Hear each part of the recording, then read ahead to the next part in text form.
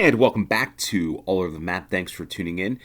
We have news of the week for you. This is the 12th of July, 2022.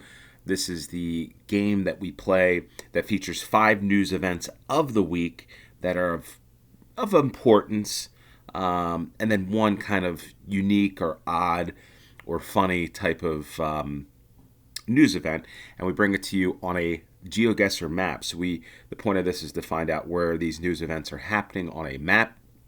A fun game, 5 locations, 5 news events, news of the week. It's July 12th, 2022, and we're going to get into this game. We're going to play this game as a no time limit, moving allowed challenge, and as always, the play along link will be in the description below.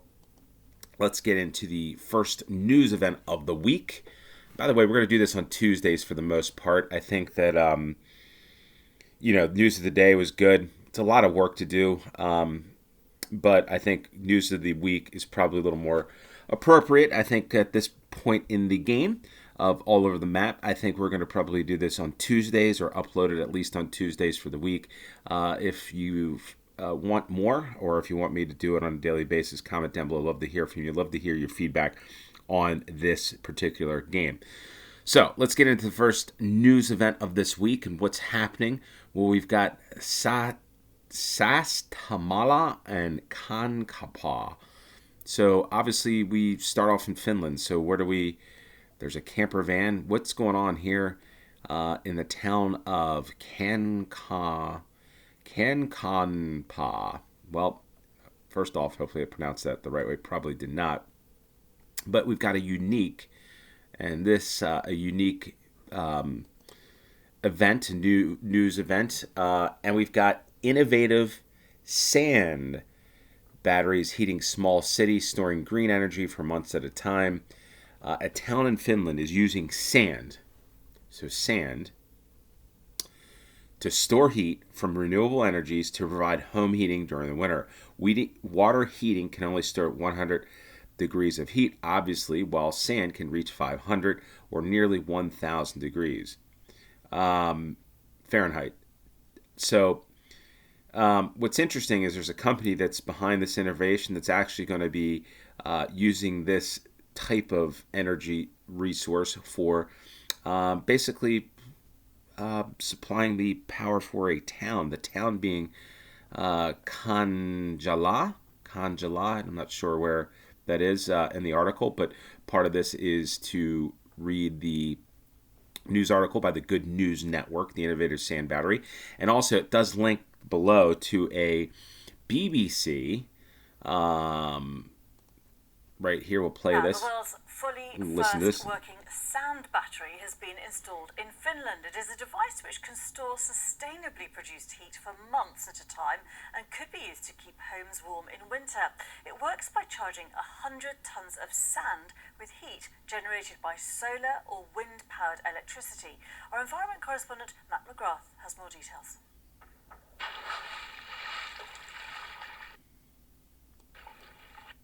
So I'll leave it there, but I'll link this BBC YouTube video about Finland, about the sand energy, innovative sand battery heating this small town, and we've got to find this town of Kankanpa. Again, probably not saying it the right way, but this is an interesting, given that I know natural gas is going to be an issue because I know Finland gets a lot of natural gas from Russia.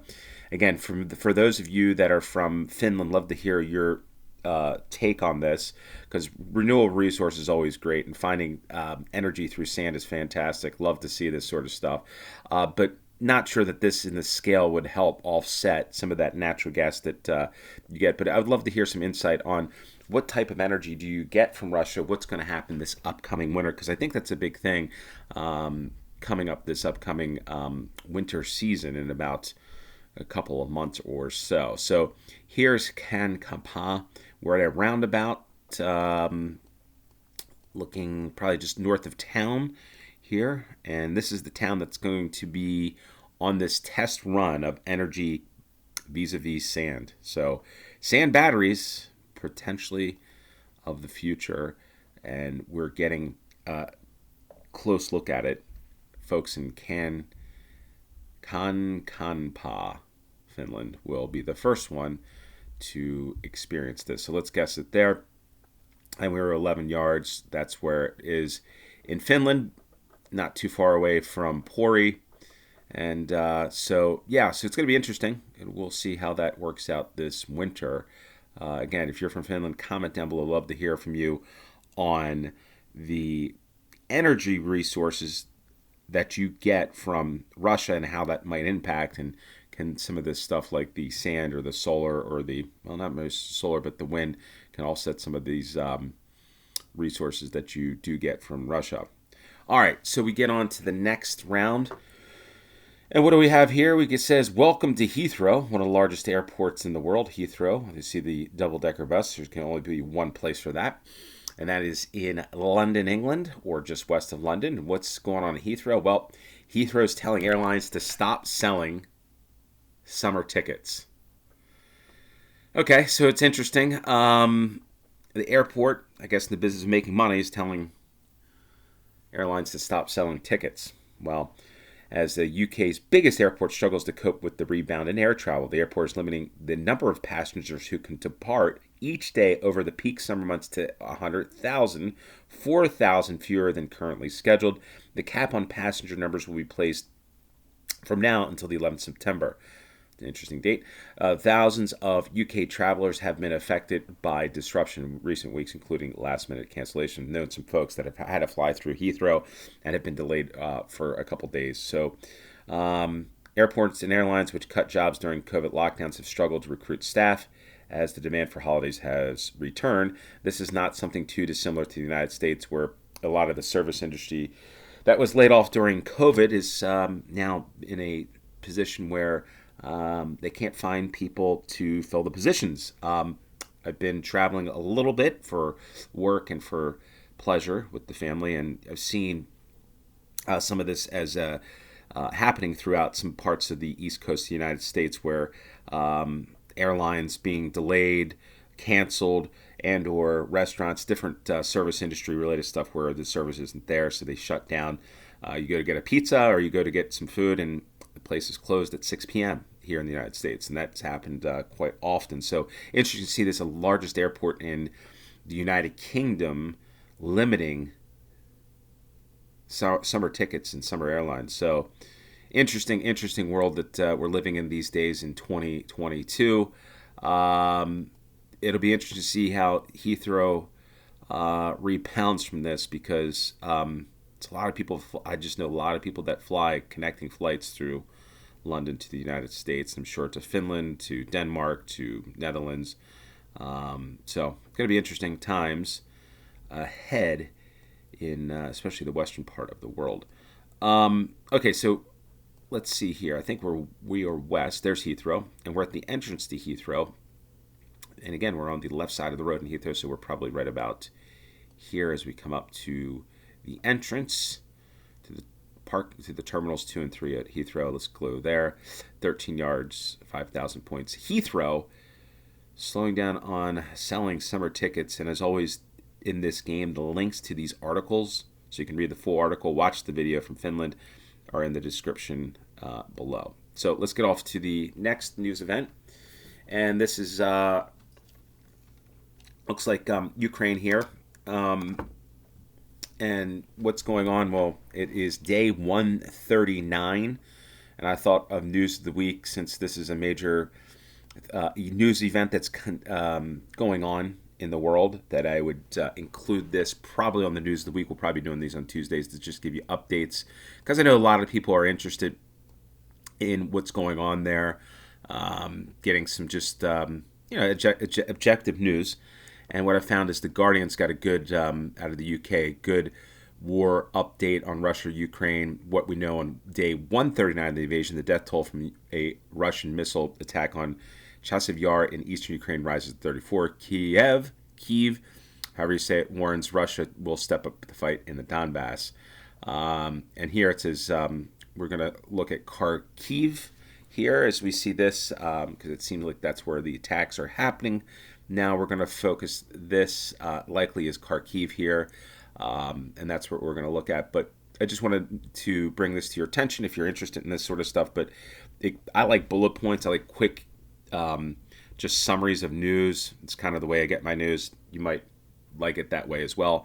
I thought this is a good, the Guardian's just got good bullet points of what's going on in the region. If you scroll down, they have maps. Here's Kharkiv. Well, we see it on the map now, but that might help here in the game. Severodonetsk, Donetsk, Mariupol, Odessa. So good maps here on this. Even like local governors and words and insights. Germany and Czech Republic have signed a joint declaration pledging to overcome the Russian fossil fuel dependency and to accelerate a transition to low carbon energy. So as we saw with Finland, I mean, they're doing the sand batteries. I don't think that that's going to replace what's currently happening. I think, in my personal opinion, you got to see what's going on here and seeing if it's actually possible to replace. But nonetheless, we're going to go and look at Kharkiv. So good update on this from The Guardian. I'd highly recommend checking that out. And we're going to go to Kharkiv and kind of look for this McDonald's. Uploaded this map a little earlier today, so I might have an idea of where this is. Pavliska Square is where we are.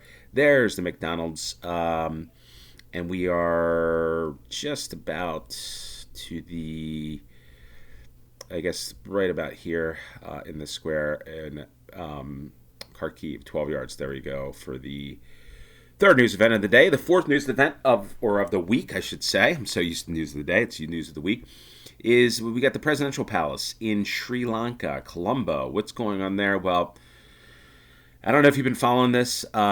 This hasn't got a lot of news attention so much in the United States, to be honest. So that's why I put this out here, because it's a pretty big deal. Taking selfies. Sri Lankans converge on the presidential palace. Hundreds of Sri Lankans jostled Monday to use the vast array of exercise machines in the private gym of the presidential palace, lifting weights, running on treadmills.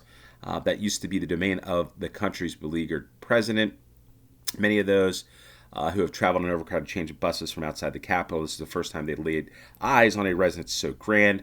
Basically, the people of Sri Lanka overran the presidential palace over the weekend and forced him to flee.